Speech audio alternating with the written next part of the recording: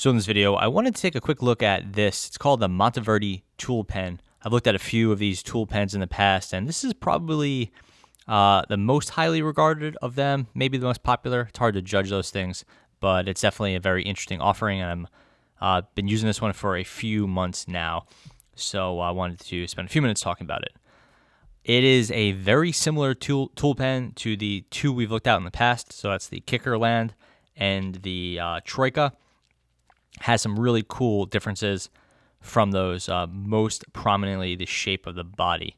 But fundamentally, it's a very similar pen, and the tools don't really vary so much. They are basically all have the same tool set, and they kind of function very similar, almost as if they were made at the same factory, and they were just kind of, varianted out in, this one gets this feature, this one gets this body, this one gets this color, and they were ordered off some sort of menu. I don't know that for a fact, but they seem very similar. So what's the deal with Monteverde's tool pen? I would say, first of all, it is triangular. It is not a perfect triangle because it has these rounded edges here, which makes it very comfortable. It's sort of, technically, I would say it's triangular. If you said it was hexagonal, I wouldn't say you were wrong, but for me, it's a triangle. This makes it roll flat, which is very nice. This thing does not want to roll. It is very stable, has a nice weight to it. I don't think this is brass like the Troika. It doesn't feel that heavy, but I couldn't tell you what it is. It has a nice texture. It seems like it's powder coated, and then the ruler here seems to be painted on.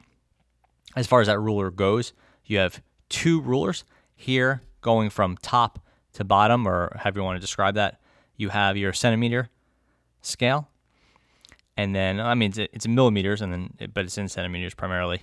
And then going from the other direction, so from the writing tip to the top, you have your inch scale, and then you have that down to the the 16th. So nice prominent rulers, pretty good legibility. The sort of dark gray or gunmetal, whatever this color is, platinum, something like that. Sorry, not platinum, maybe titanium colored. Against the black isn't a lot of contrast. It would have been better to have a brighter color, but then the pen wouldn't look quite as nice and as refined as it does. So two rulers. Here you have your spirit level, just like the other ones. Again, no backing on the spirit level, so you can't see through it. So light collection is a bit of an issue. This one is interesting. It's triangular, which means if you put it on a flat, inevitably on the other side of that flat, you're going to have an angle. And so the bubble level doesn't sit facing up. It could sit at a 60-degree angle here, or a 60 that would be 60-degree angles, 180 degrees in a triangle, I think. So a 60-degree angle here or 60 here, but it can't lie flat, which is a little bit annoying. Not a major problem, I guess, but definitely sort of feels like it defeats the purpose of having a bubble level or spirit level on there. Anyway, it does have the level. Here, again, we have a metal top cap, just like we saw the Troika. This unscrews. The Troika doesn't have a feature where the top cap can screw on the front, but that's really nice. You don't want to lose this front piece because it contains your stylus. So the screw piece has two interesting features to it. One, it gives you a place to put the stylus so you don't lose it.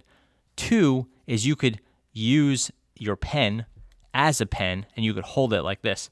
If this doesn't screw on, then to use this as a stylus, you have to hold it this way, which isn't necessarily a major problem, but a lot of people, myself included, don't like holding the pen where the clip is. It gets a little bit uncomfortable.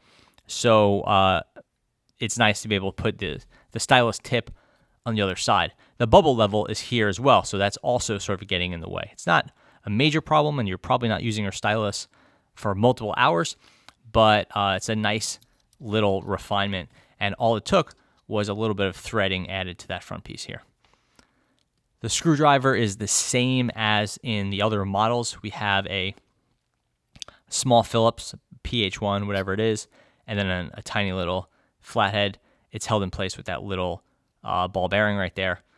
And this one's nice because it's metal here, and you can see that little hex design in there. I guess it's technically sort of a socket in there as well, but I wouldn't use it like that. And who knows if it's a standard size or not. Anyway, so you have this little piece goes into metal, so it's going to have additional strength relative to the plastic Kickerland. Of course, there's a pen inside. You access it by twisting. The pen extends really nicely. This has the best action of any of them. Has a slow return that feels really nice and smooth, so it's not gritty. There's no noise when it returns. And then the lock is really smooth. It goes here, turn, turn, turn, and you can see it lock right now, right there. Kind of goes out, and it seats itself, and it goes back down a fraction, like maybe less than a millimeter. As far as writing goes, no problems with this one. It has a similar refill to the Troika, which is just a smooth black ballpoint refill, so no problems there. It's a nice writer, and I have no real complaints with it.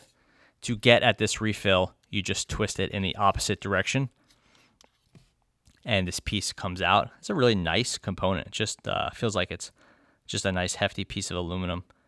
I think that's one piece. It's actually like really nicely manufactured. I feel like a lot of care went into this Monteverde pen. And now you have a single D1 refill. It is an official Monteverde. The other ones don't have that. They had unbranded refills. And I guess we didn't get into the price of this one. You could find it on eBay for relatively affordable, for like $20 or so. If you buy it at retail, I think it's more like $30 or maybe even $40. It's hard to tell because Monteverde is sold by so many places, and some people put it at a discount, and then sometimes it's on Amazon. It's all over the place. So it was hard to figure out exactly what the price is for this one. So I think we ran through the features. You have your 2 screwdrivers, your bubble level, and your 2 rulers. So it's essentially, they count the tool rulers as 1, but I think they count the screwdrivers as 2. I don't know. They usually call it a 4-in-1, but maybe it's the stylus, the ruler, the spirit level, screwdriver, pen, something like that is your setup. I don't know if it's 4 tools or 5 tools or 6 tools, but there you go. This one has a lightweight clip. I feel like this clip is definitely going to get sprung. I haven't sprung it yet, but it is quite nice. It has a little bit extra room relative to the other ones. So if you're using it with a thicker pair of pants or maybe a tool belt or something, you're going to be okay. Whereas with the some of the other pens, like the Troika, you see this is clearly not designed to work with a tool belt or anything like a real workwear. It's gonna just spring off and bend out and be useless. This one has some extra height. The flip side is it doesn't look as good. For me, the clip, it looks a little bit cheap here. So aesthetically, that's my number one complaint with this pen. I like the triangular writing. It feels nice. It kind of feels like I'm holding a higher end Lamy. And Lamy did have a triangular pen. There's been a few triangular pens in the past, and they're nice for, obviously aesthetically they're nice, and then for small amounts of writing they're pretty nice. It's not something you want to spend a day writing with, but basically it's about utility with these. It gives you a good sized body, gives you some heft, and then this pen is very stable on the platform. So as far as the Monteverde tool pen goes, I really like it. I would say it's a toss-up with the Troika. This one has a really smooth opening and closing action, has a hexagonal brass body. I think it's better looking. So generally, I like this pen, and the Monteverde is solid, no complaints. If this is your preference, or like I couldn't fault you if you said this is your preference. I don't really have too many complaints with it, but I tend to prefer the Troika. I will do a full review of the 3 if people are interested. I'll just do a quick comparison and let people decide for themselves which one they think is the best. But I think Monteverde did a nice job here, and it's a really good looking pen with a super cool body. And if you hunt around, particularly on eBay, I think you could find it for a very fair price.